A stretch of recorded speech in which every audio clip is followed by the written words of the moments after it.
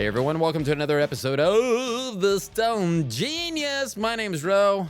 I'm the Stone Genius. You know me, I'm often stoned. I'm always a genius. And I will tell you before we get started, I am not sure that I can be stoned enough for this. So we're just going to jump into it. I have a guest. Welcome, Cameron McCurry. Welcome to the show. How are you doing? Good. So we're going to talk Star Wars.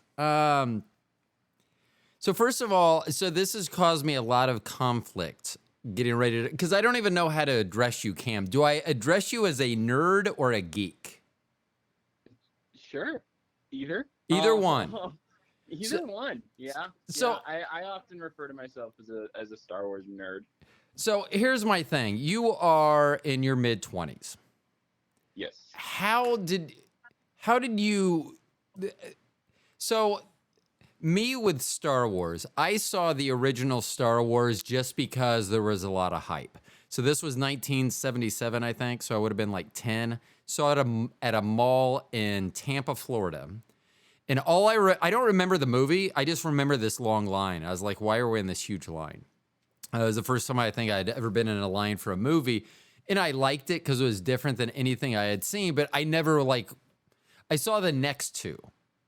And then someone were like, oh, well, that was the end. So I never really even understood the timeline. So how, if this started in 77, how are you such a big fan of Star Wars? So, yeah, first time I ever watched the movies was my dad we rented all 6 of the movies. So episode 1, 2, 3, 4, 5, and 6. So how many are there? So I don't know how deep do you want to go with it? There's 11 movies. Okay. There's multiple series if you want to add that in. There's multiple animated series as well if you want to add those. So if you were to do do you add all of those in together? It sounds like you do. Yes. I'm actually watching one of the animated series right now. Like it's on in the background with no noise. So is that a new animated series, or is this something that you're watching again or whatever? Or is this something that's current? So the animated ones are all past ones that I stream that you stream on Disney Plus. The last animated series released in 2017, I think, originally on network television. And now it's on streaming services. They are currently releasing live action episodes weekly on Disney Plus and coming out with new series and new shows monthly and all the time on Disney Plus that are live action. So the Star Wars universe is always expanding. They are constantly adding to it. Right now, if you were to sit down and watch all movies, all animated series, all live action series, straight through, it would take you 6 total days, 24 hours a day, nonstop, to watch everything in the Star Wars universe right now as we speak. And they are currently adding to it. See, and I did it because this. So here's another of where I am, because I do talk a lot about aliens. I do talk a lot about being abducted or something else going on in the universe. So I don't drink coffee, but one day I went I'll just say it. I went to Starbucks to pick up a coffee for Bobby. And as I'm sitting at the drive-thru, there's a sign that they can write a daily question. This is another reason I don't like Starbucks. Not only do I not like coffee, but stuff like this. So the sign read, Star Wars or Star Trek, and why? I read that as I'm sitting there waiting, and the girl comes to hand me Bobby's coffee, and she literally reaches it out the window and then pulls it back. And she goes, you didn't answer the question. And I go, could I just have my coffee? She goes, no, you need to answer the questions. And I go, do I really look like a geek? And then she just handed it. I literally don't know anything about, I know who Luke Skywalker is. So the first movie that I saw in the theater in 1977, what number was that? Because I always heard that was 7 or 9, or it was not the first movie that was written or something. Cam, are you there? Okay, sorry about that, everyone. So we lost the ability to hear Cam. So he is now connected again. So Cam, the question I think I had, the first movie I saw in 77, what number was that movie? That's movie number 4 in the original 6 movies. But currently there are 2 Disney movies that fit in between the 3 movies in 77, 80, and 83, which are movies 4, 5, and 6. And then the movies that came out in the early 2000s are movies 1, 2, and 3 in George Lucas's original story. See, I think, let's see. So it was Star Wars, Empire Strikes Back, and Return of the Jedi. Was that the first 3 in order? Or did I get the second 2 and 3? A New Hope, Empire Strikes Back, Return of the Jedi. Okay.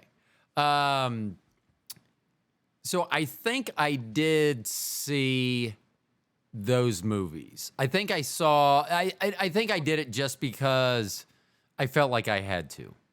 I mean, Yep. there weren't that many blockbusters. It's not like it is now. I mean, people are so spoiled with the amount of movies that we have available to us now, and so I think I went and saw those. But I do remember when when we were in Wichita. So this would have been late '90s. Did one come out in late 90s? Yeah, I believe the first one. So episode 1. Okay, I think I went to try to see that at a theater because everyone was excited, and it had been 15 years or whatever since I had seen than anyone had seen it, and I went to a mall to watch it. Like after Bobby and we didn't even have Trinity at that point. I think I went to see it when Bobby and Morgan were asleep at the mall, and I fell asleep. I just and I don't know why, because I do like, like, I mean, I don't know why. Because it's weird, because it sounds stupid, because I'm like, well, X-Files is like real and Star Wars isn't. I know neither one of them is real, but I don't know why I always had such a trouble like getting into that, because I think that would be fun, and I watch the amount of fun that you have, and I'm like, why? Because I'm trying to wrap my head around. I get it. I know your dad. You watched it with your dad, but you are into this. Yeah. I don't know really. I think it's just the extended lore really is what gets me into it more. There's a few of the movies that I enjoy a lot, but my love for Star Wars actually comes from the animated series and the series that they're coming out with currently right now, and on Disney Plus, the live ones. That's where my love for it really comes from, just because of the expansion of the stories that you fall in love with the movies.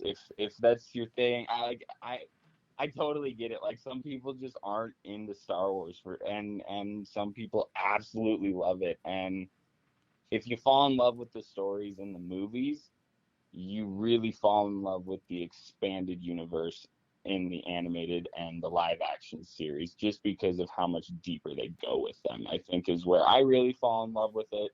And then the ability to go to Disney and like. So is that was going to be my next question. Where is Galaxy's Edge? So there's two of them, one in California, one in Disneyland, and then there's one in Walt Disney World in Florida. They're the exact same park. They're like replicas of each other. It's just they got one at each of their parks. And you've been to both, I assume. Yeah, I've been to both. Even though they're exactly the same, like you just said. Yeah. Okay. Yeah, but it's the difference in the other parks that you get with Disneyland and Disney World. You get 4 parks with Disney World. You get 2 parks with Disneyland. So just like the different experience outside of that as well. So for those of the listeners that don't know what Galaxy, I'm sure everyone, if there's someone that doesn't know what Disneyland is, stop listening to the show, because you're not going to understand anything. So let's just say they already know what Disneyland and Disney World are. Galaxy's Edge, can you explain? Because you and congratulations, by the way. I believe it's now fiance. Yes, now fiance. Congratulations on that. Thank you. So first of all, who was into Star Wars first? Or were you, or did you like mention Star Wars and then you both just geeked out about it? Kind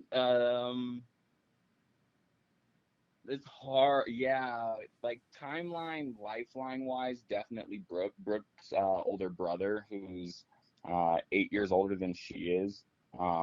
She grew up with him always loving Star Wars. So Brooke grew up around Star Wars from a very young age.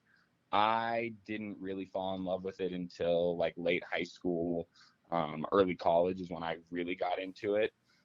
So like towards the beginning of when we started dating, but I think I kind of was the one who reintroduced it.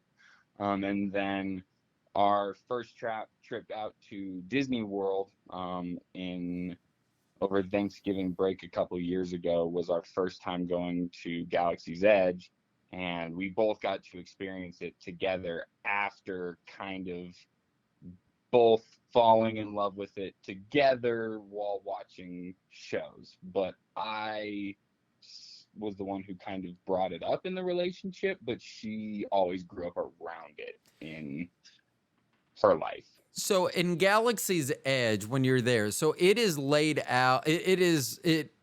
How does it resemble the Star Wars universe? Because I've seen a lot of things. Because I'm trying to piece it together. Like I see. So first of all, mention to the listeners your Instagram page, so that if they want to start following Brooke and you on Instagram, they can do that, so they can see all these wonderful pictures. What's that Instagram? Yeah, it's at Brooke_and_Cam. That's our travel page together, where we're primarily posting Star Wars stuff and talking about Star Wars trips and going to Galaxy's Edge and all things Star Wars is what that one's really about. And then Brooke has her own personal one also attached on there, and hers is more Disney altogether and everything she does. And as a Disney travel agent and a Disney travel advisor, she also has hers.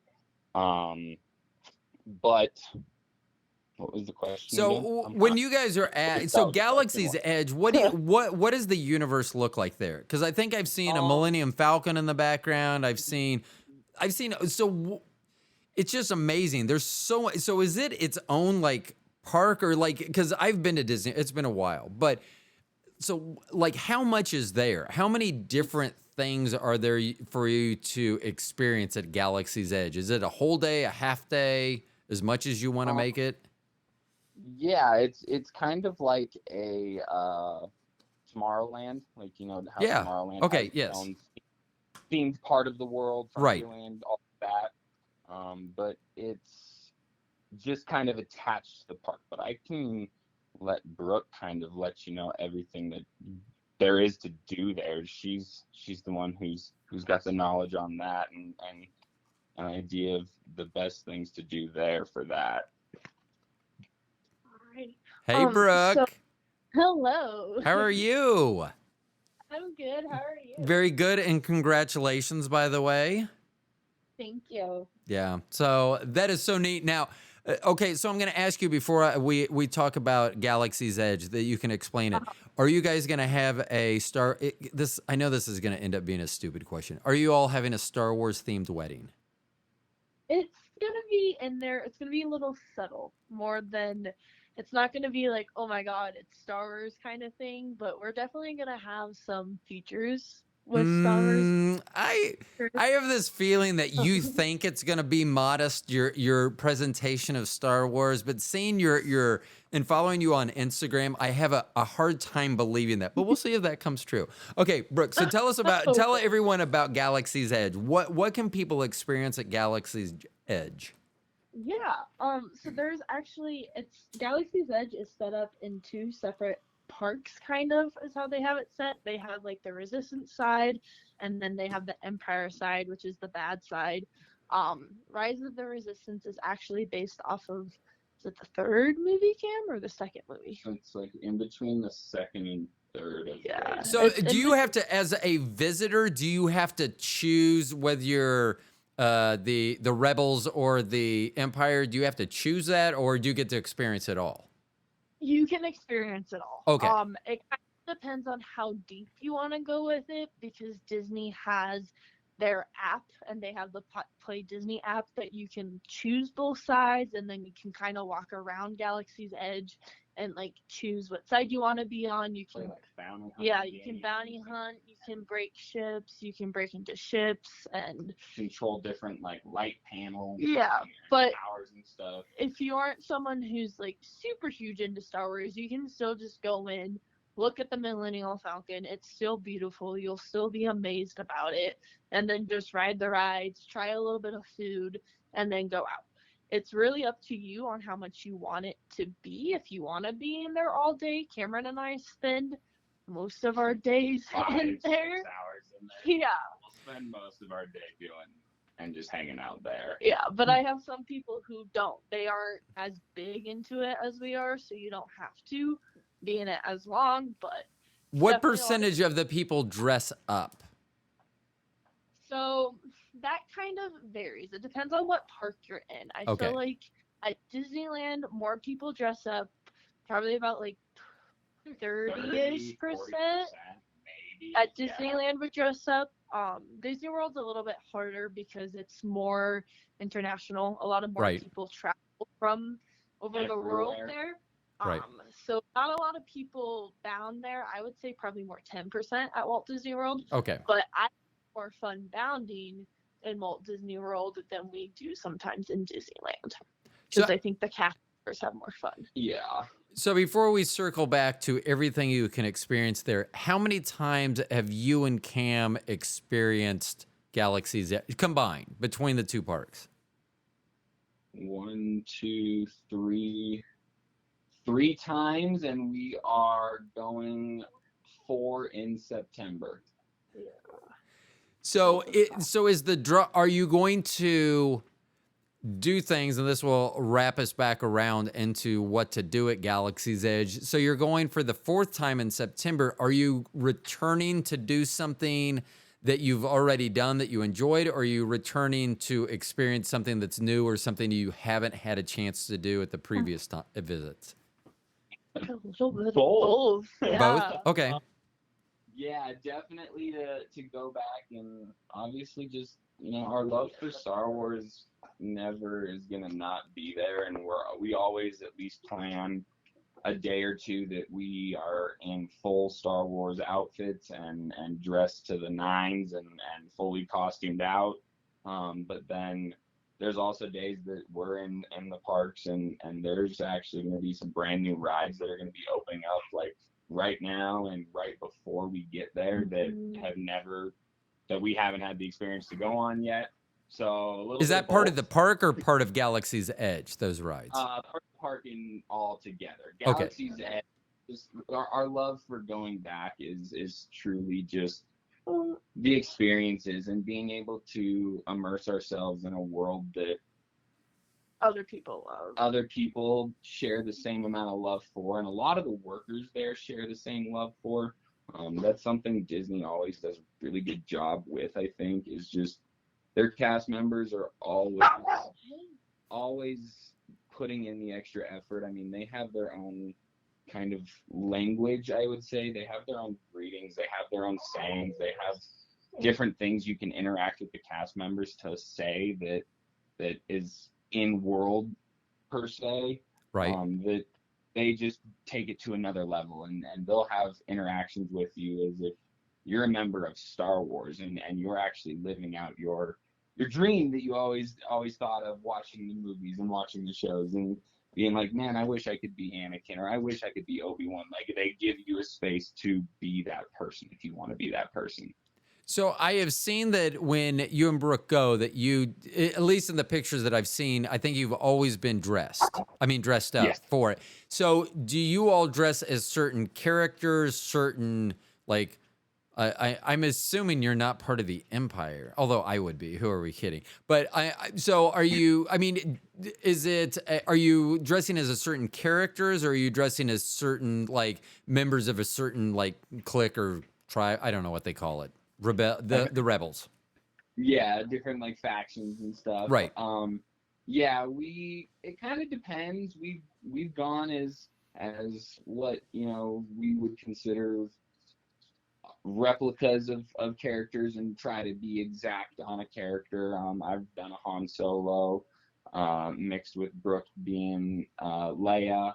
And then there are other times that we do characters that we kind of just throw Star Warsy things on to make us look like the Jedi, and we carry a lightsaber and we just walk around with that and kind of make up, your original character, your own original person, and make your own story with it. It kind of just depends on what we're feeling. We've done. So Cam, now I have a personal question for you. So does this make the Princess Leia fantasy? Does your love for Star Wars intensify that, or is there a conflict? Like, oh, I don't want that. Princess Leia is her own thing. Ooh, gross. Or so, where do you stand on that spectrum? Yes. Okay, that's all you needed to say is yes, and that's all I needed. So, yeah. So Yeah, I'm trying to. I'm trying to remember how much I can remember of the movies, and literally the things I remember is the first time I saw. Don't remember what it was, and the very first movie I saw, which was I think you said 4, the things that hovered above the things that hovered above the sand, the hovercraft. Yeah. I don't know what you'd call them, but I thought those were super cool. I remember those. I remember the Death Star being blown up. I remember one of the movies where Luke had to cut open some animal and crawl inside of it to keep warm, because I was like, nope, I'll freeze to death. Thank you very much. Yup. And then I remember a whole bunch of little people, like little, what were they called? Ewoks. Yeah, the Ewoks. Yes. Yeah. The Ewoks are super cute. They're awesome.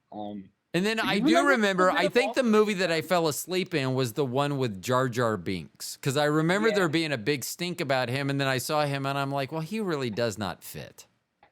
Yeah, there's definitely, like I said, there's some movies that I really enjoy, and there's some movies that I don't really go back and ever rewatch. Like I'm saying, if there was really if you could conquer space travel, then you're going to be able to correct the DNA mistake that led to Jar Jar Binks. You'd be able to get in the CRISPR and slice that DNA and be like, no more Jar Jar Binks. So, so when you guys go and so how interactive is it at Galaxy's Edge? Like, there's the Millennium Falcon, and I do think that I would appreciate that. I mean, I enjoy the movie. I don't think I enjoyed it. I'm not sure I've ever seen it again.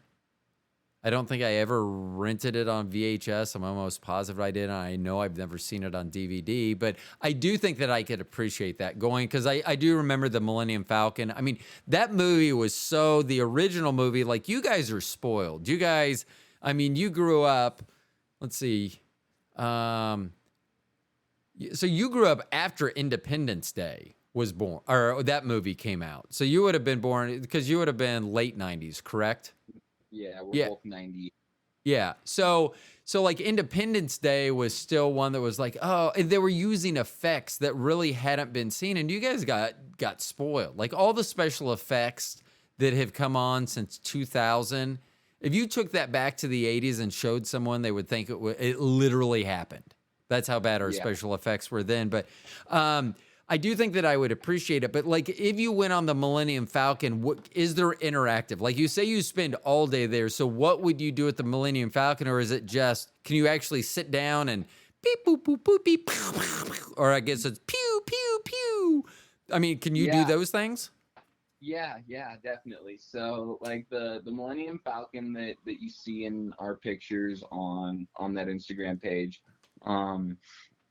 that is one of 2 life-size, screen-accurate replica Millennium Falcons in the world. They've got them in both parks. So the one that you see when you walk into the park is what they want it is what it's looks like in the movies to everybody else. Like, that's how big it should. And there's a ride built around it, but the ride's not on the Falcon itself. It's, you know, all behind it, but the ride is you in the cockpit of the Millennium Falcon, flying it and doing this mission, trying to steal some things and make some money and avoid who are you trying to avoid? Oh goodness, I think So that's they the first actually one. have like a story. So you're kind of role playing or Yeah. story playing there. Yeah, definitely. All of, I mean, the other ride in the park, Rise of the Resistance, it's also all based around a story. You know, you get captured, and I don't want to spoil a whole lot of it, but They you should know, you make get like an captured escape room all because about. sorry to cut you off. I was going to say they should make an escape room. Like I remember one of the ones where they were stuck in like a trash chute or something and the walls were closing in. That would be a fun escape room that they could have at Right. Galaxy's Edge. But then like if you don't figure out how to get out, then you really die. I mean, I think they should make it that you have some sort of penalty there.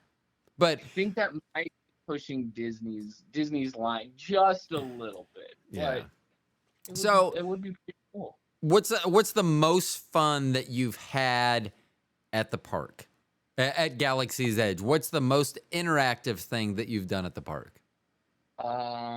Most interactive on is like actually chatting with the characters. Yeah, like they come down and they walk through the crowds and they'll stop and that's one of the reasons Brooke and I like to dress up and really get into like costume and pretend like we're there in world, because the characters will interact with you and like have conversations with you, and if you know you can talk with them.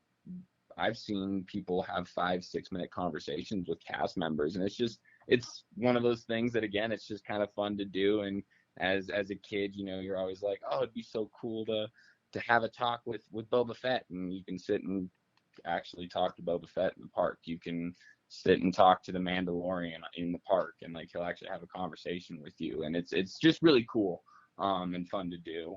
Is probably the most truly interactive thing, but the rides are super fun. They're super interactive. Those are a blast. And then, yeah, those are probably my two favorites. So do they have anything special? Like I remember one, like when Princess Leia and Jabba the Hutt, they were in some like bar or the cantina or something. Do they have things like that? Because it just seems like that would fit. Like if you're going to get a drink while you're there, that it would look like the cantina and play that.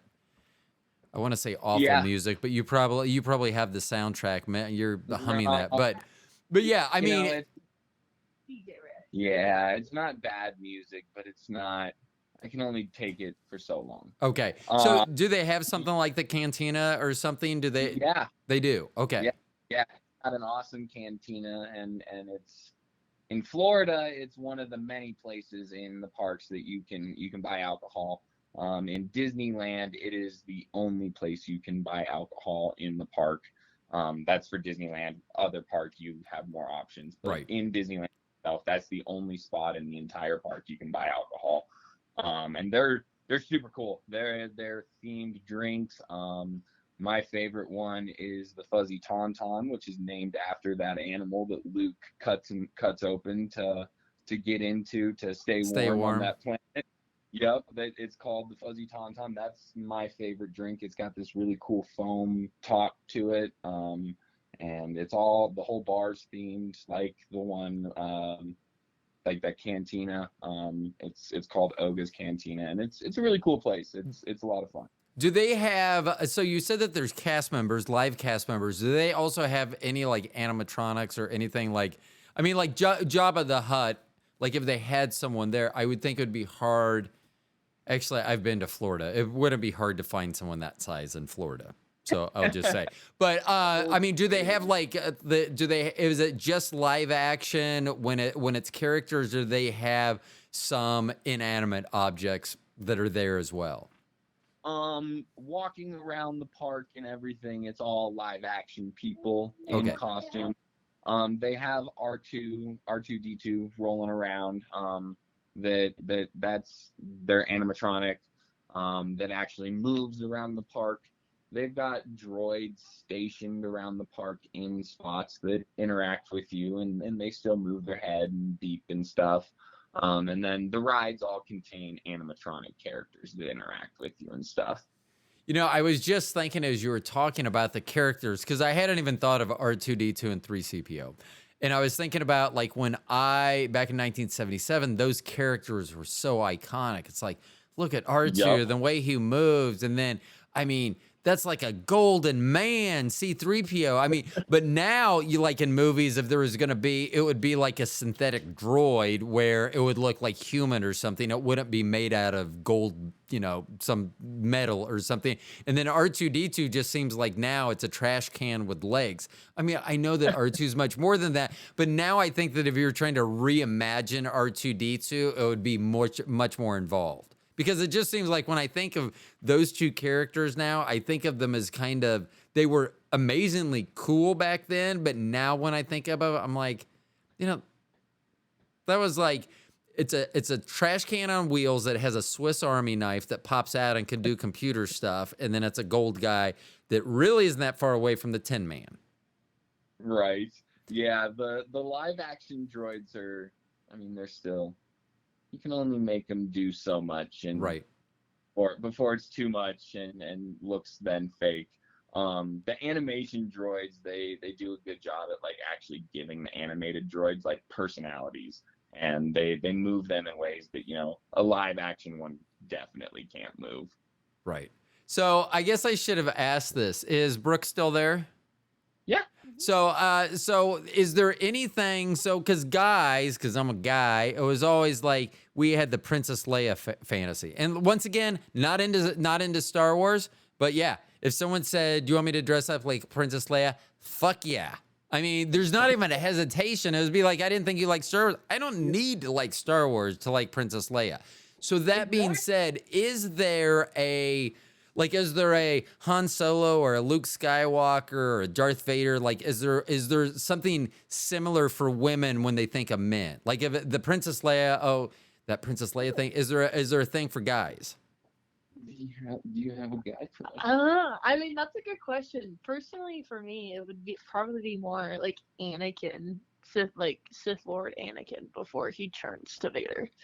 That's personally for me. Oh, so it's the you know he's the bad guy, but he's still like he's not that bad yet. So that's what you're looking for.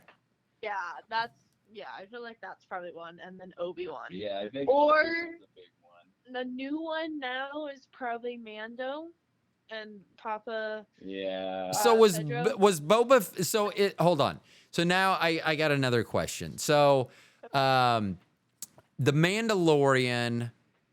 Yeah. Is that his name, or is that so? Because I thought Boba Fett was a Mandalorian. Yeah. Yeah. Technically, yeah. Is he? Again, there's so many layers to so many things and so many different ways that they've intertwined things. But no, the Mandalorian, his actual name, like his character name, is Din Djarin. But he's referred to as Mando. The show kind of just dubbed him Mando and the Mandalorian. Okay. So because I Din Djarin, but yeah, he's just Mando. So here's my thing about, so I did like Boba Fett, and I will tell you, I could be wrong, but the way I'm picturing Boba Fett is he had a cape. Did Boba Fett have a cape? Yeah, kind of like a little sidearm cape thing. That's what I thought. So anyway, and I could have sworn that my recall was saying he was Boba Fett the Mandalorian. And then I remember his outfit, and I'm trying to remember 40 years ago, but I remember his like helmet and things being similar to the Mandalorian, which is funny because I am a big Pedro Pascal fan. I had no idea till I started watching The End of Us that he was the Mandalorian. Real, yeah, he talks about that a lot in like interviews and stuff, like because his entire character is masked, like nobody sees his face. Right. So he's talked about that and how it's kind of a struggle of not, ever showing your face as a character and, people not realizing that it's him. And that's funny that he mentions that because that's one of the things about him, that his face can be so expressive in his shows, especially the one with God, what's his name? Nicolas Cage, the unbearable whatever talent of unbearable. I don't know. The one that's got all those memes going around about Yes, it. yes. So he was great. He was great in that movie, but his face is very expressive, and that's why I guess I just never knew that. And it's funny that he did mention that, because that's one thing more than anything else is when I think of him, I think of like his face. Just his face is very expressive. You can read whatever his mood is by his face. Yeah, we actually watched an interview about that a couple days ago where he talks about the shift of needing to learn how to switch from being such a facial and expressive actor to learning how to, express himself through his body language, and the way that he tilts his head and the way that he, strictly through tone of voice is how he had to switch his acting for it. And it was a cool interview to watch, the fact that, you're thinking about it too. So, okay, so now I've come up with another thing. So now I've started thinking about The Mandalorian, which has that Baby Yoda guy. So is Yoda is that his name, or is that a Yoda? Like, oh, look, it's a Yoda over there, or hey, look, it is Yoda over there. Because so is the thing the Mandalorian carrying, is he what we see later in the movies, the old talks like just once again, no. I think he has a robe. So is Baby Yoda, or is that it's just like a nickname. Okay. Yeah, because Yoda is Yoda, and timeline-wise, Baby Yoda is post the death of Master Yoda. So Baby Yoda doesn't show up in the timeline order until after Jedi Master Yoda, the old one with the robes, has died. And I honestly do not want this to come off as blasphemous, but when I think of Baby Yoda, all I can think about is I wonder how far I could throw him. Honestly, I thought the same thing though. Like, I mean, I'm like, he's so cute. I bet I could throw him like a football. So do you like that show, The Mandalorian? Yeah, it's a really good one. Actually, when we get off the phone, we have to go watch the last episode that just aired. It dropped last night at 1:00. But so how many episodes, how many seasons of The Mandalorian are out? So season 3 is airing right now. Okay. The season finale will be out next Wednesday, and we're on, I think, like 26 episodes total, because they actually, all their episodes are just listed out. Oh, okay. For each chapter 1, chapter 2, chapter 3. So I think it's like 26 is about to come out, or 27. So like 27 episodes of it at this point.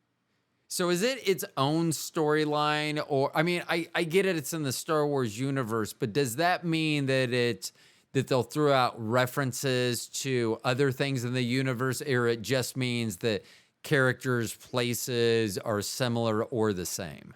Yeah, so what they're doing right now is the episode show, the shows that they're doing right now are kind of filler. They're filling in information for you for what's happened between the movies and what's going on in the universe between the movies.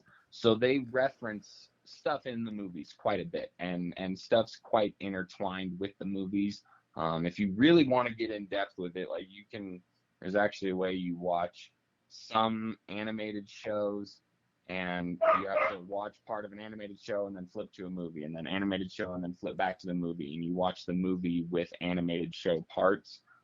So they really are trying to just build on information right now and filling in gaps. So Mando's its own timeline in between what's going on in movie timelines right now. Okay. And that's why, because I remember, and I'm not a big like Marvel or DC either one, but I probably know more about the Marvel universe. And that's one time, I think it was Agents of S.H.I.E.L.D. was on TV. And then they started kind of doing the same thing. You basically had to watch the TV show to know what was going to happen in the next movie, or maybe something that happened. And that actually kind of irked me. I mean, I wasn't so far into it where I was like, Yeah, I can't wait till the next one. I would see it when it came out, whatever. But I didn't like that I was having to go to multiple sources to keep the story going. I wish that And I could have just continued to watch the movies and just been happy. But I remember the first time I think I did that. I'm like, what the fuck? I don't remember. Like, how did he get a patch on his? I don't remember what it was, but it was something so glaring. I was like, when did I miss this? And it's like, oh, it's in the TV show. And I'm like, what the fuck? I don't watch the TV show.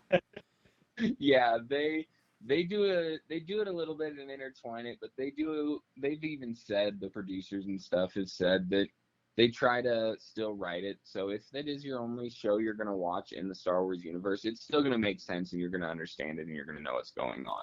So they write their own stories, but they still intertwine them too. If you want to go deeper, So which is did something I enjoy about it. Well, do they have like a master of the Star Wars universe that like is saying, you know, this timeline makes sense, do this? Is there someone that's kind of maneuvering those pieces, or I mean, I'm just trying to, or do you even know? I mean, that just seems like so much work as that timeline and the shows spread out to make sure that they're cohesive, or at least the worst case scenario, you don't want something that contradicts something else. Like, you know, all of a sudden, you know, Baby Yoda is evil and kills everyone or something. You know, you don't want it to contradict. Yeah, no, so as far as I know, and then also just kind of my personal thought on it, I know George Lucas, you know, founder and everything of Star Wars and the original writer, he kind of wrote out his storyline and his basis, and I know he still has input in it now that Disney owns it, but nothing super major. Um, Two guys that I personally feel have a major impact in the Star Wars universe right now and are doing a phenomenal job with the Star Wars universe right now, and they're the reason we're getting all these shows, are Dave Filoni and Jon Favreau, who are producers and executive producers and writers and directors, something within Star Wars super big. And they grew up as Star Wars fans and fell in love with George's original movies and worked very closely with him. I know they do. They've talked about it before and said stuff about it in interviews that, you know, they still talk to him. And Filoni is kind of the one who everybody who's working on separate projects goes to and talks to, because he's the one who's been around the longest with Lucasfilms. And I think, in my personal opinion, I think he's kind of the mastermind behind it all. Now, you mentioned Favreau. Is that the same Jon Favreau from Iron Man? Yeah. It is. Yep, same Favreau from Iron Man, and if you really go back, he was in Friends for a little bit too. Well, let's stick to Iron Man. I don't think this. Yeah, Friends. Yeah, maybe not that one. So, what do you?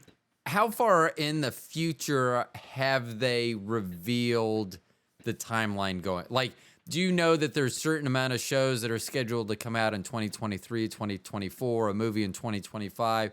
How much of that information do you know or can find? You know, you seriously could not have asked for a better time to do this, because Star Wars Celebration just finished up over the weekend. I don't know what that is. So it's, you know what Comic-Cons and stuff Yes. are, right? Yeah. Okay. Now just the whole thing is Star Wars, and it's massive.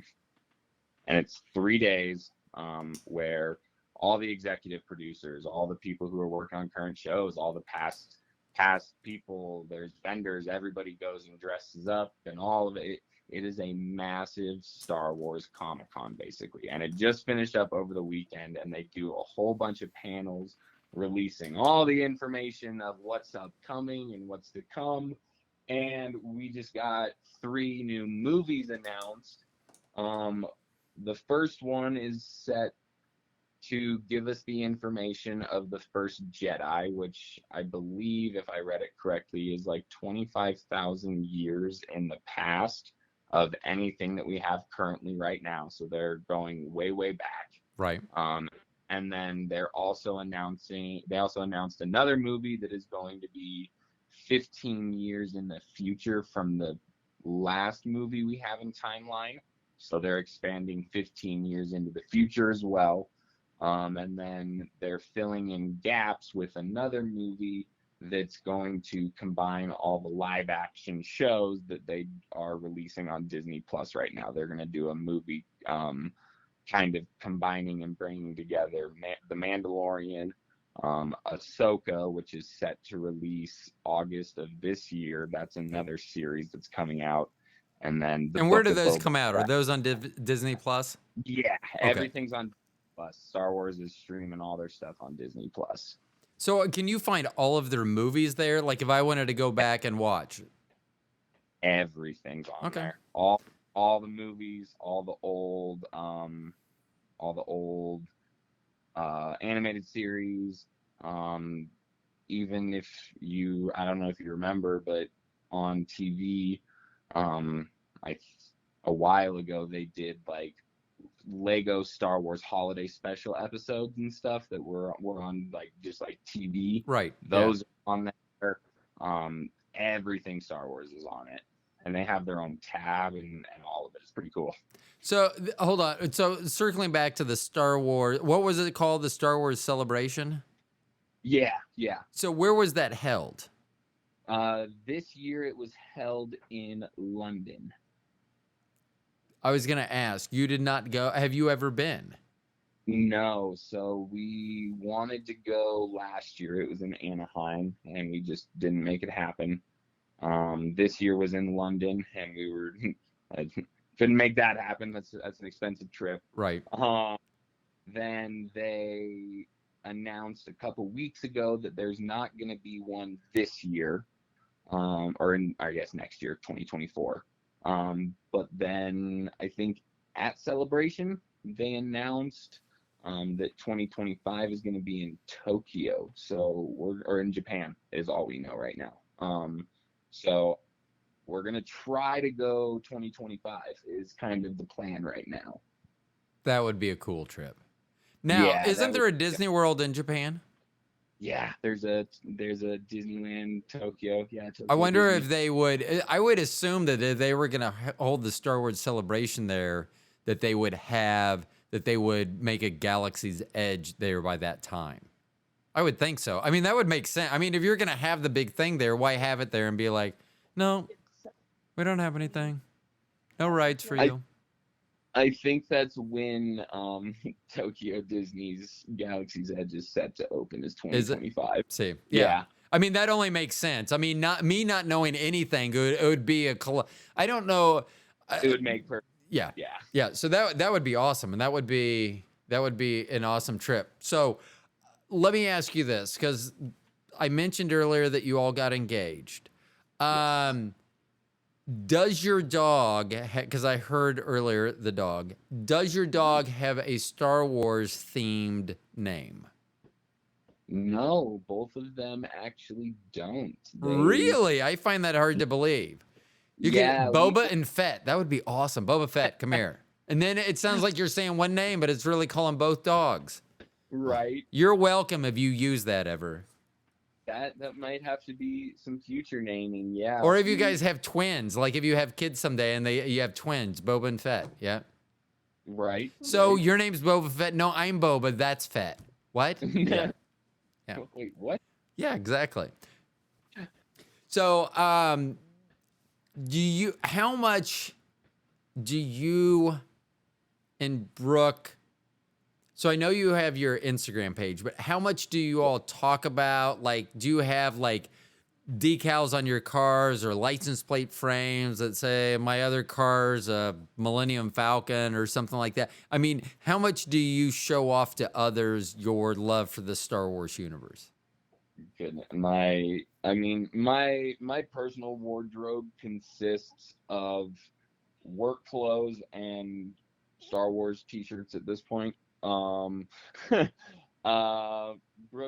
got a good array of Star Wars clothing that we just like to wear around, Disney clothing that we just like to wear around. Okay, don't say any further. This is a I'm just kidding. This is no way a family show. T-shirt. Whatever. T-shirt.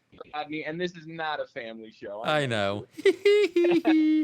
Oh, so I got gals. Yeah, I am working on a full Star Wars tattoo sleeve. so Yeah. who is your favorite character? Like if you could, wow, I was gonna say if you could hang out with one person, but then I jumped to what would you do if it ended up like Star Wars was real? Like it was a movie, but then you ended up being real. Like one day a real Millennium Falcon landed and like a real guy that looked or did not look like Han Solo gets out and be like, hey, what's up, man? Your alien abductions, I'd end up getting picked up by some dude in a Millennium Falcon saying, "Let's go." Yeah, that'd be pretty cool. Yeah. Oh my goodness. So, who's your favorite character? You got to pick one character, a real character that you get to hang out in the universe with. Who's that character? Probably Darth Vader. Really? Yeah. It was funny because so you're 6'8", and I was telling people that about the show that we're getting ready to record and talking, and then I pulled up Brooke and your Instagram account, and there was a picture of you because I joked, I go, really the only character he should play is Darth Vader or Chewbacca, and then there's a picture of you and Brooke and Chewbacca. And you're almost as tall as Chewbacca. I actually think you are. I think it's the hair. He just had a poofier hair that day. Yup. Which was funny. I'm actually the height that Darth Vader is listed at. Like if you look him up and how tall he is, like I would play the perfect Darth Vader, and I would love to at some point own like a full Darth Vader costume. But I'm surprised you don't already. And if you do, you can tell us. I've already judged you, okay? So you don't have to be worried about saying, like if you said, yeah, I got a full Darth Vader costume. I mean, you can say, I have a full Darth Vader costume that's crotchless, and it still wouldn't shock me. There is nothing that you could do to make me go, oh, I should rethink about what I think about Cam. So if you can say it. It's all right, Cam, if you really have this costume already. I wish I did, though, to be honest with you. It is to put together like a full helmet, cape, everything. It's like $5,000 or $6,000. So do they sell like the legitimate stuff? I mean, I know that someone would have to make it or it'd have to be custom made or whatever, but does it like look good, or is it like someone took a football helmet and spray painted it black and then put like an Oakley shield on the front or something, and then put it like their dad's old CPAP machine on there to give it the breathy sound? I mean, or is it legitimate? No, it's the things that people can do with 3D printers and silicone molding now. Oh, trust me, Bobby and I know. Oh, never mind. Hey-oh! Hey-oh! Yeah. No, they're pretty awesome. There's some great replicas. There are great groups that do replica work and all of it. It's just honestly how much it costs to do it. It's expensive. People charge a lot of money to do it because it takes a lot of their time and effort to do them. So there are people that have legit, like that's probably their full-time gig, just making that stuff for people. It's in that much demand. That is, I mean, I do understand that there are a lot of people. Like I was talking to someone today, and they were probably just as far into Star Trek as you are Star Wars. Because I made the mistake. I don't know how it came up. Trust me, I don't know how this came up. And they said something about Star Trek. Oh, I do remember how it came up. They said something about, I don't mean to make you pull your hair out, or I'll get out of your hair or something, and I'm bald. So I'm like, so I always like, oh, okay, yeah, you're trying to be funny or something. So I got them on the defensive or something, and they're like, oh, and they said, well, do you watch Star Trek? And I was like, no, why? And they go, well, and they said, well, Captain Picard's bald. And I go, well, see, that's my problem with Star Trek. And I go, so Captain Picard is bald. And I go, then they have a guy who he's blind, but he wears glasses so he can see. And this lady says his name. And I was like, sure. And I go, I will just tell you, there is no universe where blindness gets cured before baldness. I go, I'm just saying that baldness should be a lot easier to cure. I'm surprised it's not cured by now. And she got so mad because I made fun of that. So I know there's a lot of people that are really into this. And I will tell you that I was going to answer that real quick. I think I would have to do a much deeper dive. I was going to say if I had to be stuck in a room of 100 people, like I made a wrong turn, went in, and then I couldn't exit for whatever reason. I was going to say that I would rather be with Star Wars people than Star Trek people. And I still think that's probably the case, but I think I can't just say it flippantly like that. I would have to give it a deep dive. The Star Wars community is definitely a very welcoming, loving, open, come and have fun community. I think you'd make the right choice with that for sure. Yeah. Yeah. And you know what? It seems like it was much more diverse in the Star Wars universe, especially when you ran into aliens, because there seemed to be more diverse aliens where it seemed like a lot of aliens in Star Trek seem to have humanoid properties to them, like arms and legs and heads and 2 eyes and 1 mouth and stuff like that. So I just always thought that was they weren't very creative with their aliens. Yeah. I never watched a whole lot of Star Trek. Yeah, me neither. I just never got into it, and I don't know why. Because like I say, I like to watch things about, it sounds stupid, but I'm like, like UFOs, those are like real. And I know that they're not. So I actually debunked UFOs on one of my recent podcasts because I said, if aliens are going to put on human skin to hide their reptilian bodies, then a UFO wouldn't look like a UFO. A UFO is going to look like a slow-flying plane with blinking lights because you'd want to blend in. You don't want to be zipping around at 13,000 miles an hour. So now I know that there's no aliens. I've ruined that for myself. Hold on, I got a sound for that. I was thinking about trying to download some sort of Star Wars type sound or something, but I thought I'd get copyrighted so fast. I was like, the Lucas universe, the Star Wars universe probably has a keen eye on that. On top of Disney at this point too, yeah, those are probably 2 big corporations you don't want to mess with. Yeah. I recently read an article and then I heard someone backtrack it now. Someone said P. Diddy was paying Sting $5,000 a day because he illegally sampled some song of Sting's. Oh, and goodness. First of all, I was like, so here's the thing. This is when you don't know what money is. Because $5,000 a day sounds like a lot of money, but when I did the math, it's like $1.8 million. And honestly, that's like a third baseman on a AAA ball club. That's who's making $1.8 million a year. So it wasn't that much money, but yeah, I don't need anyone coming after me and my funds because I made some. Ooh, maybe I shouldn't have done the pew pew. Maybe I should have made fun of LL Cool J in a song because he said a gun went blow, and I said I've been around a lot of guns and I've never heard a gun say blow. So maybe I should have used that instead of the pew. I should have used the blah blah blah.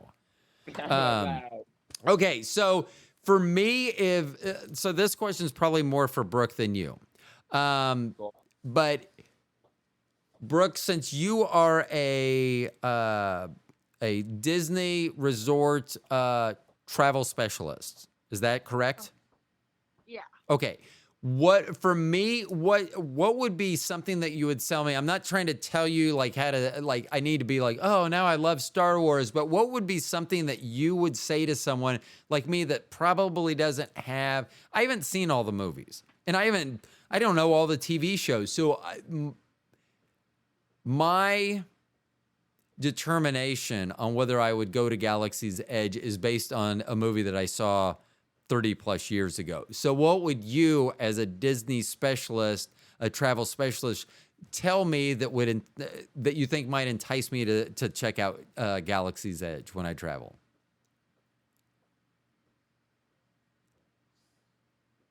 more okay, quick question. Are you meaning more like what should you watch or Well, just no, like like what can you tell me? Like if you said, oh, are you? I'm okay, thinking about going like to what about Disney World or Disneyland, and you're like, oh, have you heard? Because I know that you probably, as much as you love this, that you probably are talking about that a lot. Especially even right. if someone doesn't bring it up, you may like, oh, do you know about Galaxy's Edge? Oh, you may check it out. So what would you do if you said that to me? Do you know about Galaxy's Edge? And I said no. What would you do what would you say to me to what's your wow statement to me to go, man, I really need to check that out because I obviously don't know about enough about Star Wars. Um, it would be more just I seeing the Millennial Falcon, in my opinion, in person is a huge just yeah, a huge wow moment for anyone. It's just really breathtaking just because it's just how big it is. You're just like, wow. And then another thing for that would be just how more immersive the land is compared to everything else in Disney. So you just they change the music the second you walk in and it just feels like you're in a completely different universe and it just kind of gets you excited from the start even if you're not a Star Wars fan. I recommend always going with someone who is a Star Wars fan because then it's always fun seeing them enjoying it because that's also something to pull it in. That's part of the reason why I enjoyed Star Wars Land as much is because I got to see Cameron really excited about it and I got to see my brother excited about it. So something like that too is another pulling thing in. And see, I think that's great what you said there because that did, as someone who's not interested, and I did mention it earlier that I remember the Millennium Falcon, but not much about it. But that I do think that would be amazing. And then the other thing that you mentioned that I hadn't really thought of that is very important that for any of the listeners to understand how important this is, what you said is being able to experience it with someone else that has an interest in it. So when we took our girls, and they were probably, I'm trying to remember what year this was. So they were probably like 12 and 7 when we took them to Disney World. And when we did that, there was a family and they were actually, she did Disney travel as well, but they knew all the shortcuts. They knew everything. And so our time there improved so much once they arrived just because of what they could tell us to make our experience more efficient. So that being able to say, like, me, because I don't know the universe, I may be spending more time on something that you may say, oh, well, that was great, but move along because you want to make sure you have enough time to do this and not leave that out. So I think that's very important what you said there, and not a necessity that you have to do it, but I do think that can make it so much more enjoyable that if you are a novice like me, most of the time when I would probably talk about Star Wars, it would sound more negative. And it's just because I'm not current. It's because of my lack of current knowledge of what's going on. And it's not that I mean to be negative, but it's probably just that's how I sound. So I would be making a decision. Like I probably wouldn't have gone. I will tell you this. If you and Cam did not post as much as you do about Galaxy's Edge and the fun that you have there, it would not be on my fucking radar. I mean, honestly, it wouldn't be because it wouldn't, like, someone would be like, if I didn't know you and they didn't try to pitch me like you just did and say, oh, well, I'm not into Star Wars. Oh, but do you remember the Millennium Falcon? You should see just the grandeur of it. You'll be able to walk in, you can sit down or touch this or do that. And, and if you know someone, because everyone knows someone that is a Star Wars nut. I mean, that's just, you can probably throw something in any direction and hit someone that is a big Star Wars fan. So it shouldn't be that far out of the realm to be able to find someone to experience that with you. So that's great information. Do they have anything special? I was just thinking about when we went there to Disneyland with our kids. One of the things that we didn't understand were buttons or pins. So we saw a lot of kids with pins and things on. We didn't know that. And it was funny because one kid came up one day and goes, "Hey, do you want to trade pins?" And our girls are like, "I don't know. We don't have any pins. We don't know what you mean." And so this little boy, who I think was younger than both of our girls, gave each one, "Here's your first pin," and gave each one of a pin. And then we found out that you buy the sashes and you can get all these different pins. Do they have something similar? I don't even know if they still do this because this is 15 years plus years ago. But do they have anything like that you can exchange with others, or because that you could exchange with cast members as well? Do they have anything like that in Galaxy's Edge? Sadly, so going off of pin exchanging, it's not there anymore. That kind of went away with COVID happening. But they don't really have much things that you can exchange with. My only thing would be like building a lightsaber. That's a really big thing that not a lot of people know about going into the park, is you can customize your own hilt. And then a lot of people kind of walk around with that, and you can kind of have duels with other people in the park. So, And like, then probably- when you mention lightsabers, I think I've seen the pictures, but I don't know, like, what I'm looking at, whether that's a filter or what. So, like, when you're talking lightsabers, what are you literally talking about here? a Like a metal electronic chassis hilt. yeah, Like the all kid those ones? pictures. Yeah. So like when we were little, how like you could Yeah. just throw it out and then it would extend with Right. the blade. Yes. like those Yeah, like plastic ones. it's those, but basically 10 times better. They're metal now. You click in your blade and it's LED lights, and that's how they light up. And it's still a toy function, but they're just more high It's quality. just an adult toy now. Right. Yeah, basically. Heyo. Hey-o! So is that something that you like? How many different things can you build take away with you from Galaxy's Edge universe? So Build two you things. Can build lightsabers, and then you can custom build droids. You have to have reservations for both of those. So how big And are then the droids to build? Different sizes. I can think, depend. yeah, anywhere between probably 12 and 18 inches Okay. tall. So definitely not like life size. Right. Not like seeing the movies and stuff. They're definitely more just a small little toy. Like a droid toy. But the lightsabers that you build are like, they're screen accurate. Like they're life size. It's what a lightsaber would be like if you built it. It's your personal lightsaber. So Cam, how many lightsabers have you built? We have built Together 4. together. Yeah, we've built 4.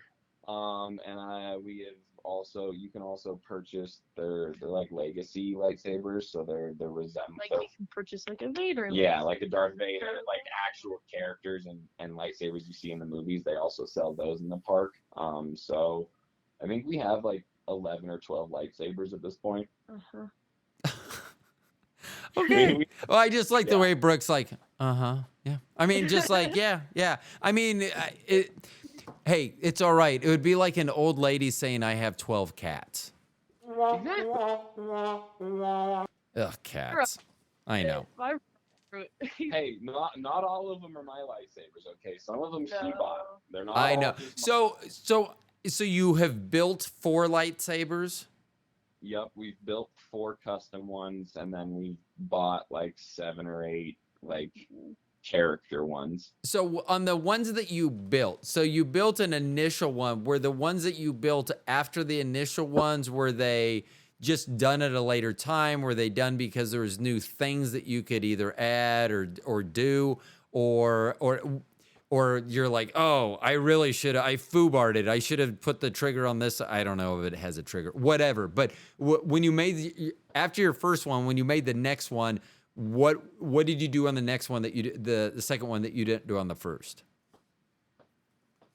So you have 4 different themes of lightsabers you can build. They basically give you 4 different options, and then within those 4 different options, you have like 3 or 4 different lightsabers that could come from that selection itself. So out So of the four what do you options, mean? So what do you mean that you have like 4 selections, like so original? there, Like is that so the handle or the whole theme of the lightsaber itself, okay? whether it's going to be more dark theme or a lighter, more. So you have power and control, which is more like the dark side. It's more blacks and reds and dark grays and deeper in colors to look more like a dark lightsaber.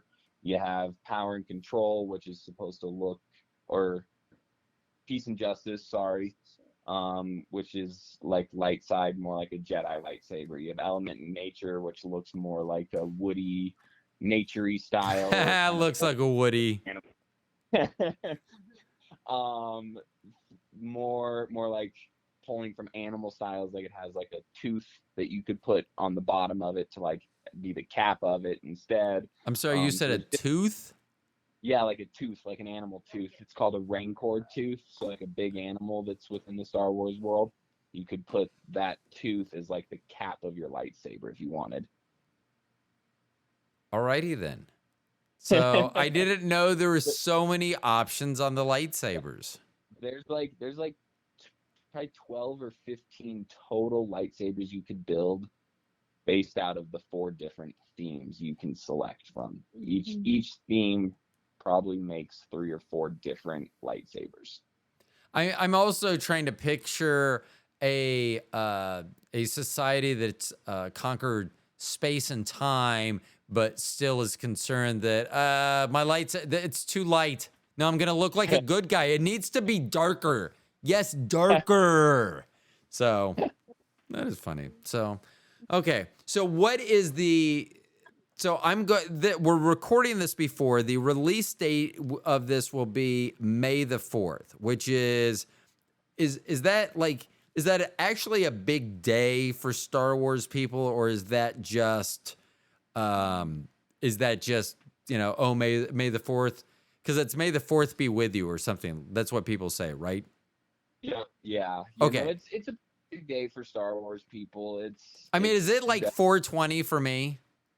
That's kind of a good way to put it. It's like 420 for stoners, it's Star Wars people's day to just celebrate. And have Yes, fun there we go. I was trying to figure out we're recording this a couple weeks in advance, but I was going to release this and I go, if we're going to talk Star Wars and we're this close to the date, it doesn't make any sense for me not. So that is cool, because I was wondering whether that was just something that like someone thought of and was like, oh, that's funny, and now people just say it because they think it's funny, like hump day. So I didn't know if it was something like that or whether it actually meant something. So it actually does. Are you going to call in sick that day, or have you already requested that day off? You're the boss. You don't have to show up, do you? Yeah, I wish. You're going to show up dressed up as like a rebel, aren't you? That would be awesome. Maybe Timmy will let me do it. We'll see. That would be funny. Someone would be like, oh, could someone cut this real quick? And you just pull out your lightsaber. There you go. That would be so funny. Okay. I mean, that's the thing. You can't help but not make the noise when you swing the lightsabers around, too. Even though they make the noises, you still go, I know. So here's another thing I do remember, and it could have been at the same mall that I saw the movie at, but there used to be a department store there. I remember that. So this is how long ago this was. I'm almost positive the stores were closed on Sundays. I think it was called a blue law, where just stores weren't open on Sunday because, it's too religious to have anything open. And so I remember finding at this department store like fluorescent lights, and it was just after Star Wars came out. So what would you want to do with a fluorescent bulb except play like their lightsabers? I will tell you, if you haven't tried that yet, don't. Not a good idea. No, they explode. We found that out real quickly. I'm surprised that we didn't get killed. Well, back in the 70s, I'm surprised there were a lot of things that didn't kill us, but that was one thing. I do remember that. We're like, lightsabers, and I don't know why we even thought, because we knew they were glass. I'm not sure why we even thought we didn't know the compression in there, but I'm not sure why, even if it was just going to break, why we thought smashing them together while we were holding them was the best idea. And you're positive you're a genius? Yeah, well. So sometimes it's the company that you keep. So, yeah. I know. It doesn't mean I make the best choices. Sometimes I understand the correct choice, which would be don't smash this fluorescent light against another light in your cousin's hand. But that I decided, I was like, you know what? I'm so smart. I bet I can make this work. And, honestly, we did. I mean, neither one of us died. Neither one of us went to the hospital. And at this point, I don't think I have any sort of lung disease caused by inhaling whatever's inside a fluorescent bulb at the age of 10. So what's next for you and Brooke? When's the next time? So you said September is the next time you're headed to Galaxy's Edge? Yeah. Next September we're doing that. And are you doing Disneyland or Disney World this time? Or can you not tell? World. We don't want people to show up there. Let's look for the 6'8" rebel. No, come meet us. We would absolutely love that. That's kind of something we enjoy, and we're working towards, this whole being out there, and we would love to just have people come up and talk to us in the park. Oh my God. So chat. I know that you like, I won't speak for you. I don't know that you like cruising. I know that you've been on cruises before. Is there a Star Wars themed cruise? I don't know if there's a Star Wars themed one. Kind of, sort of. Disney World has a hotel that it's the Galactic Star Cruiser. It's kind of like a fully immersive experience that's supposed to be like you're on a spaceship cruise ship. And it's 2 days where you basically don't leave the hotel. But have you done that? I don't know if there's like an actual cruise ship. No, I haven't. We have not yet, but hopefully here soon. The list. It is on the list of things to do. Yeah. May the 4th. But I don't know if there's like an actual cruise ship, but on Disney's newest cruise ship that they do have a Star Wars themed bar on it. That would be cool. And you know that there's going to be people that will go to that bar that are going to dress, that they're going to take their outfits. Yep. Yeah. Yeah. So it's always the fun. It's interacting with those people that share the same love and passion for it, and you can just sit there and, like you said, like you asked at the very beginning, just be a Star Wars nerd with each other. And see, that's what I can appreciate. I can appreciate you all enjoying it together. I think that's amazing. I don't have to appreciate it to see that you all appreciate it. I just don't always want to be included in, like, sometimes, and it will be Star Trek people sometimes, but they'll be like, it's almost like they want to win you over. It's almost like they're the Jehovah's Witness. They're just like, oh no, we're going to come to your front door and we're going to make sure that you really like Star Trek. We want you to like it. Like, they care whether I like it or not.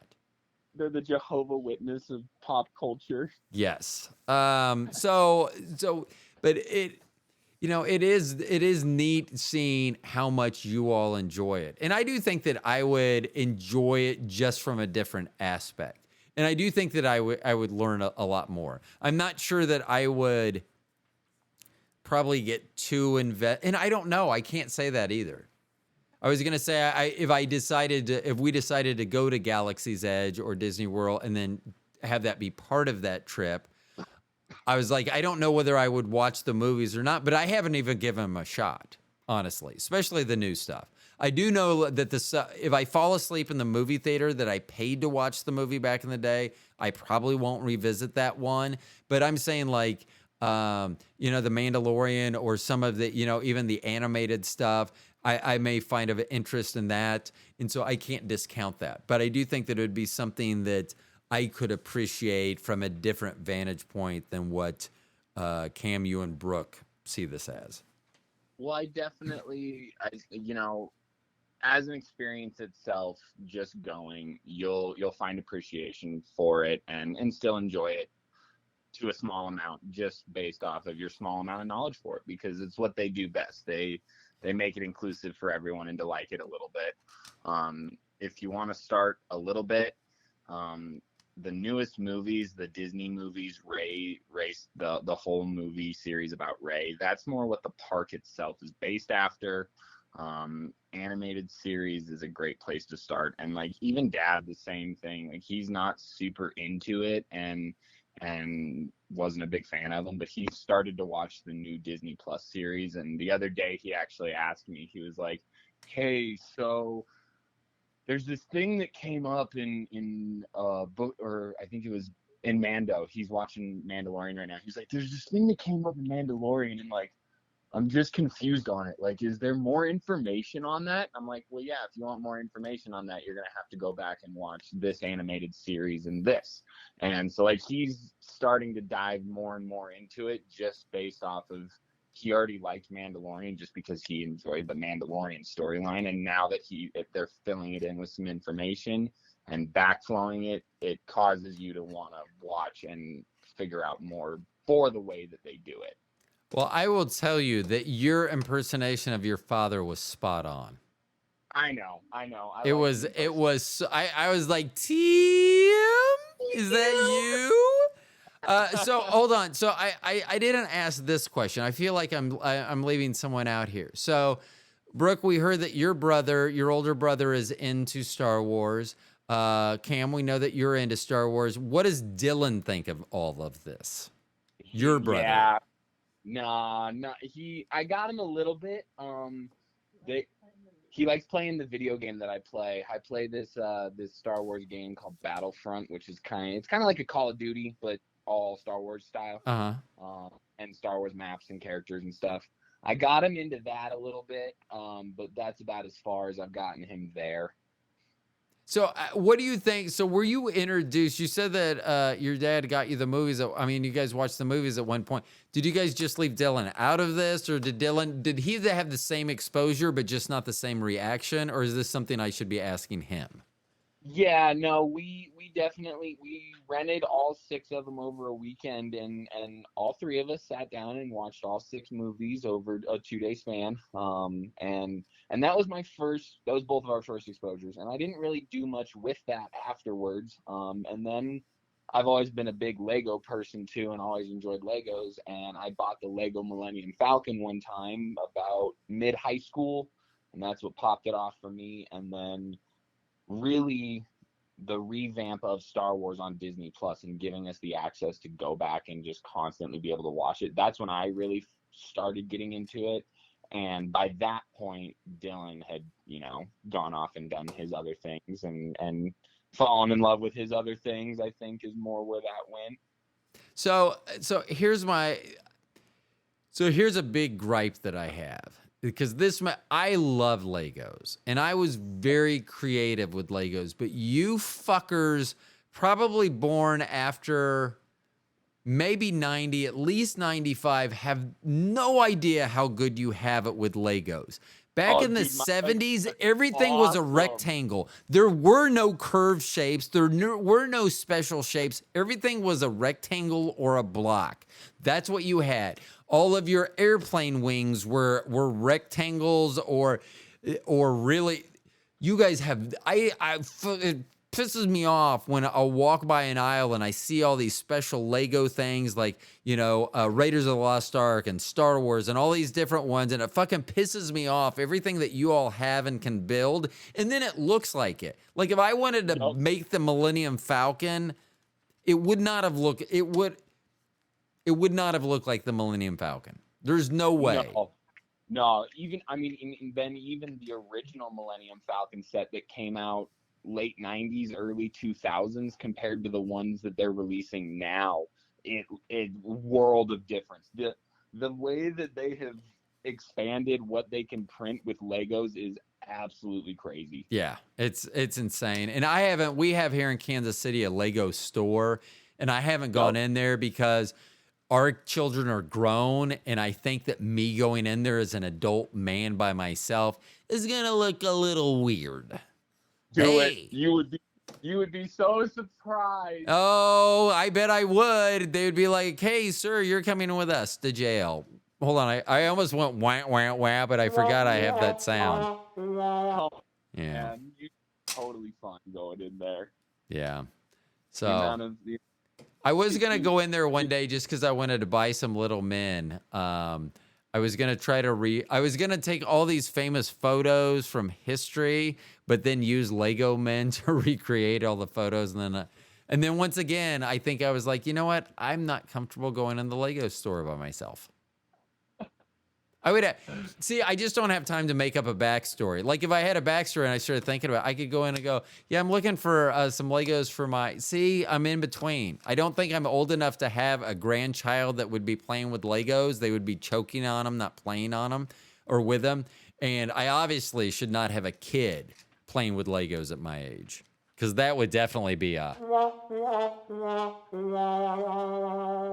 Ugh, can't even imagine. Yeah, I guess. Okay. Well, thank you for being on the show. Thank you for filling me in. And I think that you filled in a lot to the audience too, because I didn't even know there was a Galaxy's Edge. Like like when you started posting, I was trying to figure out what it actually was. I didn't know if you guys had actually been abducted, whether you guys had fallen into some weird canyon out in Colorado and it happened to look exactly like Star Wars and you just happened to be dressed like you were in Star Wars. I was trying to figure out. So I appreciate, and our audience appreciates you filling us in. And I appreciate Brooke being able to so eloquently explain. I mean, because me as someone who's not really at all into this, you did a great job of giving me a reason to go check out the Millennium Falcon and Galaxy's Edge as a whole. So I appreciate that from both of you. Of course. Yeah. Of course. Okay, so because we're recording this in advance, I know that it's going to be too late for people to properly prepare when this comes out on the 4th. But for me, as a non-involved, I don't know how best to say it, non-involved Star Wars person, how could I better enjoy May the 4th? Is there anything I could look at? Is there anything I could do? Is there anything I could watch? A special drink I could make, and not one of those fuzzy Tom-Toms or whatever you talked about earlier. That does, even you're trying to sell the frothy top was not a sell for me. So is there any? I'm leaving the secret of the frothy top in Nope. Not unless it includes Princess Leia. Heyo. So what should I get ready? What could I do to prepare myself for May the 4th? Prepare yourself for May the 4th? Yeah, is there anything that I can do to better enjoy it? As someone that does not currently participate in the Star Wars universe, is there anything that I could do on May the 4th that may make me appreciate it more? Would it be sit down and watch a show? Would it be is there anything I could do on May the 4th that would make me appreciate your universe that you and Brooke live in even more? So our May the 4th is usually just watching something, for sure. Depending on what we're feeling and what we want to watch, and honestly what time we have to watch, because that depends on if we're going to binge a show or if we're going to just watch a movie or two. But a good starting place is like Attack of the Clones. It's a good, you skip the slowness of the first movie in the storyline. You get to some good action. And then following it up right with Revenge of the Sith. Revenge of the Sith is hands down my favorite movie. The storyline of the movie, it's early 2000s acting with an early Natalie Portman, and it's definitely not the best acting itself, but that's hands down my favorite story. Is that the one where they came out with the 2-pronged lightsabers? No. Okay, that came out early. I just remember the first time I saw that, I was like, oh, that's cool. I like that. That's better than just the lightsaber that has light on one end. Now I can hurt them and myself at the same time. Darth Maul's, that's the first movie in that storyline, but that's why I said start with Attack of the Clones. After the first couple minutes of that movie, honestly not one that I really enjoy. It's got a great cast and a good starting point to explaining the story, but it's slow. There's not a whole lot going on really, and I don't enjoy it a whole lot.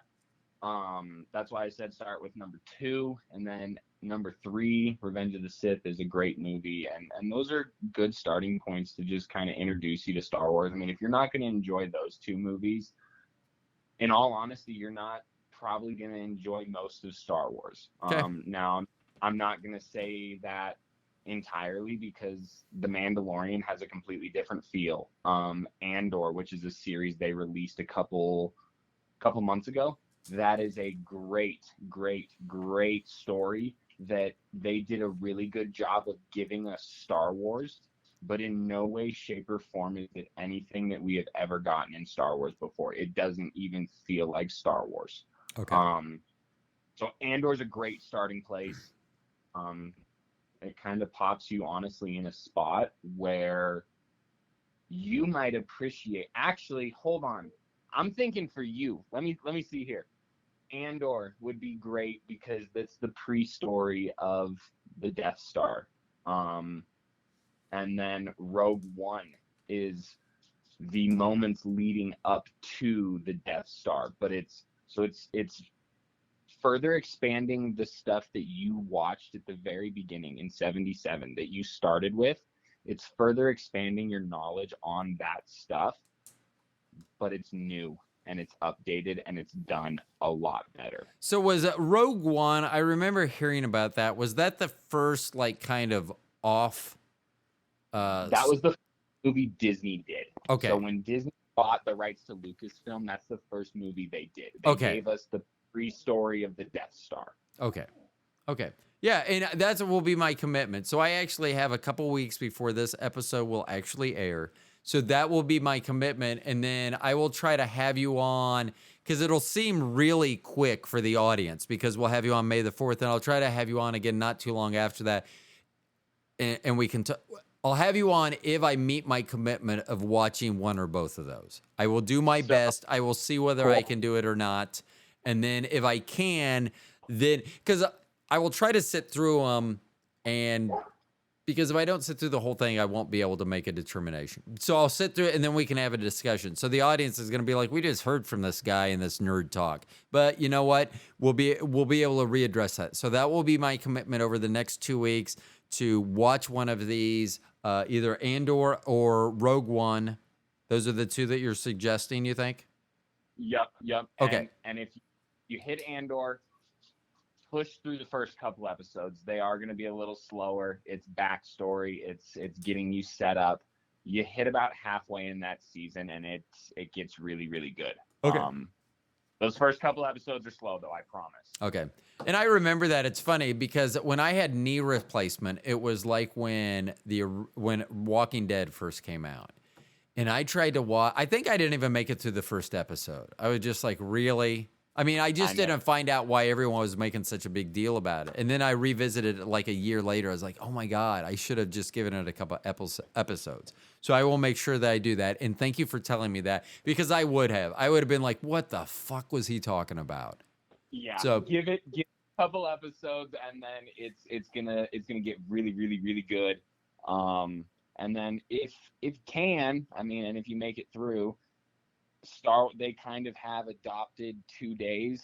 We also have taken over the 5th, May the 5th, for, we call it Revenge of the 5th for the movie Revenge of the Sith. So that's a big day that a lot of Star Wars people watch Revenge of the Sith.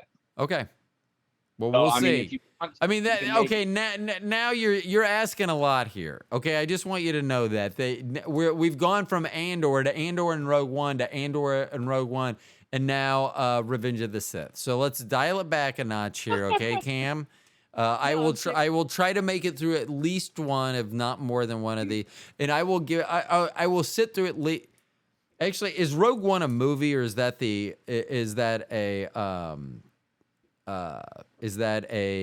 TV series?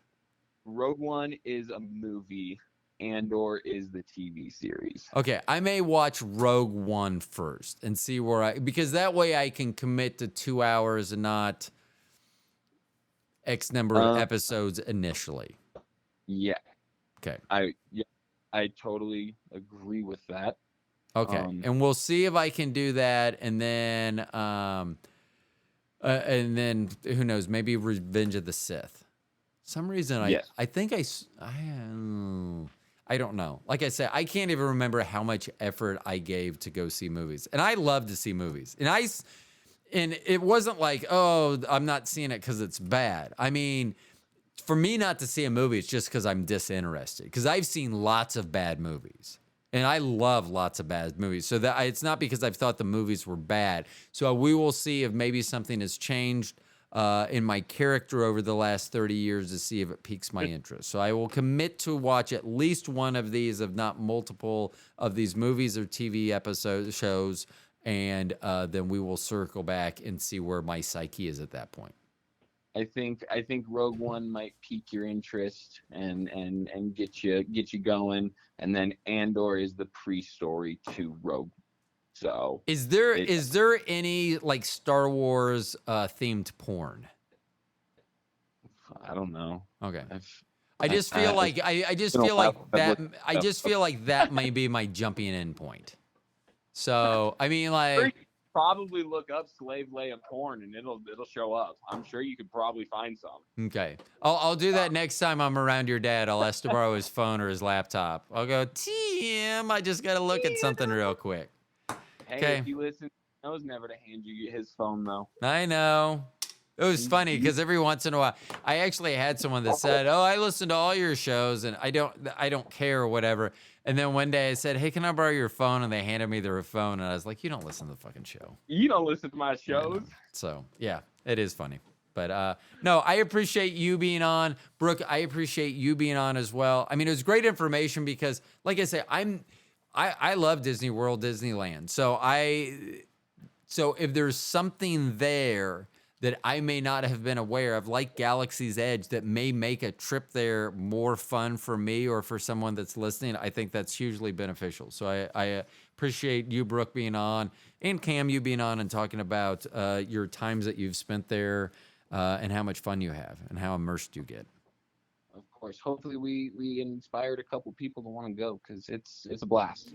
I have a feeling that there are a lot of stoners, and there's probably a lot of geniuses out there. I know there are, because I can tell by the verbiage that they use in some of their comments. I know that there's some people that are very Star Wars centric, we'll say, in this society. So I hope there is too, because like I said, it's not that I liked or disliked. I just didn't have a reason to be drawn back into it. But after talking to you and Brooke, at least I can go revisit it and just see. I mean, it's not like I have to, like, if I just can't make it through the movie, I will make it through the movie. We'll discuss it. I'll see if it piques my interest. It'd be interesting. But I will tell you, I'll be a little pissed if I watch it and then I'm like, oh my God, this is awesome. What I've been doing these last 20 years. You have 6 days of 24 hours straight to watch everything if you want. Yeah, well, the only way that's happening is if I get COVID again. I've done a full watch through. I've watched everything through 3 times.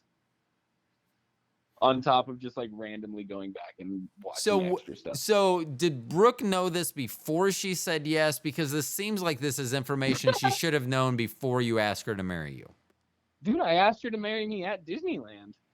Okay, just making sure. So, okay.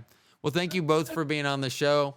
I really appreciate it. And we will circle back around to this because I will be interested to see, because sometimes, you change. You're like, oh, I didn't like that before, and now I like it. And so we'll see. I will be interested, and I will go into it with no thoughts or anything else. So I'll just watch it like it's a brand new movie, which it will be, brand new movie that's new to me, and see how I react to it.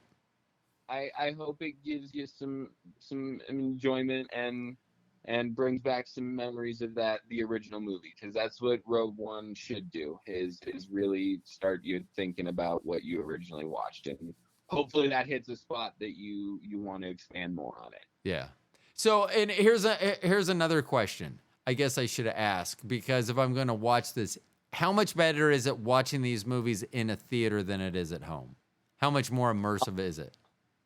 I have actually only seen the Disney movies, the Ray movies. Right. I've only seen 3 of them in theaters, and it's definitely good. But I mean, at this point, if you got a newer TV Right. and a sound bar, I mean, it's basically like you're at a theater at this point. So Right. like, I enjoy sitting. Yeah, and with Brooke being dressed up like Princess Leia and you having on your crotchless Darth Vader outfit, I mean, it's probably best that you are at home. Exactly. Okay. Well, thank you both for being on. I hope to talk to you all both again very soon, and we'll see. We will touch base on this, and we'll see how your May the 4th and May the 5th went. I hope you enjoy, and I will talk to you soon. Okay. For everyone else, Awesome. thank you for listening to the podcast. Again, we had Cam and Brooke on, and what is it? It's a Brooke. Is it with an E? I can't remember. Yeah, Brooke, BROOKE _and _Cam. That's ours. And then it's Brooke _Magic Travels is her personal one as well. Okay. Follow those because, like I say, I very much enjoy the pictures because I will say, even though I'm not a Star Wars and I'm not into it, I do enjoy because I see that you all are enjoying yourselves and you are appreciating that. And I can appreciate that because you guys are out doing something fun that you guys love to do. And it shows. You guys always have such big smiles on your face when you guys are in your pictures, which is great. So it's a lot of fun. So follow them if you're not. So, okay. Thank you guys very much. For everyone else, thank you all for listening to the podcast. My name's Ro. I'm the Stone Genius. I will talk to y'all soon. Thanks for listening.